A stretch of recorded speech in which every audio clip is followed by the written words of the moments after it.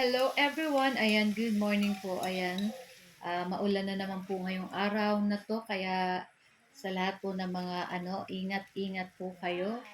Ayan, sa mga lagi pong nagbabaha dyan. Ayan, ingat po palagi. So for today's video guys, magluluto pala ako nitong aming ulam para sa aming lunch. Walang iba kundi itong ating napakasarap na crispy pork sisig. So ang gamit po natin dyan is mascara. So yung ating mascara ng baboy ay pinakulaan na po natin iyan. So may sangkap na po yun. Nilagyan na natin ng paminta, saka ng asin para may lasa na. Tapos pagkulo ng mga 30 minutes to 40 minutes, i-air fryer naman natin para maging crispy. Ayan. Kung wala po kayong air fryer, pwede naman pong i-deep fry nyo na lang sa mantika para maging crispy katulad po ng ganiyan. Siyempre, pagkatapos, papalamigin lang natin ng konti, yung kaya na nating mahawakan. Siyempre, dapat malinis po yung kamay. I-chop po lang natin ng ganyan na cubes na maliliit. Tapos, kailangan po natin dyan ng calamansi juice. Tapos, syempre, mayonnaise, liquid seasoning. Kung may liver spread pa po kayo, pwede nyo pong lagyan. Sa akin, di ko na guys nalagyan kasi naubusan kami ng liver spread. Pero okay lang yan. Importante, masarap. Ayan. So, imimix-mix lang po natin yung ating mayo, yung ating liquid seasoning, saka yung ating calamansi juice. Tapos, ibubuhos na natin yan dito sa ating pig chop na maskara ng baboy. Ayan. Sobrang lutong niyan guys. Talagang super yummy. Tapos syempre ilalagay na natin dyan yung ating in-slice din na sibuyas na katulad ng ganyan. Saka yung ating siling pangsigang na 3 piraso na pig-slice lang din po natin ng ganyan.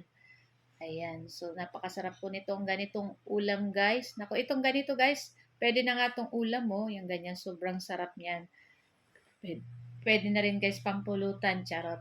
So, yun na nga, sa isang kawali, magpapainit tayo at maglalagay tayo ng butter.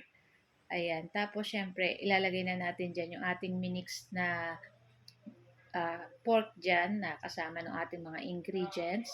Ayan, lulutuin lang po natin yan ng konting minuto lang guys kasi luto na yan. Ayan.